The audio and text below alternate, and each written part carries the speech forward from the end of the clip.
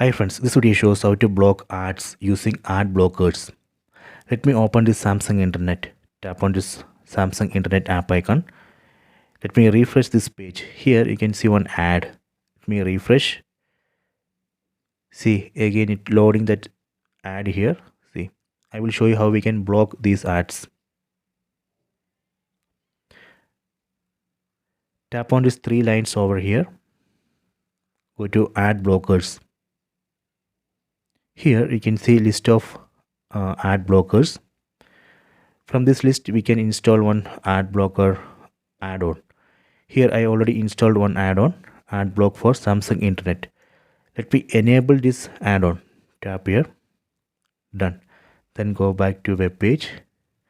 Let me refresh again. See, now it's not loading that ad. So this way we can block ads.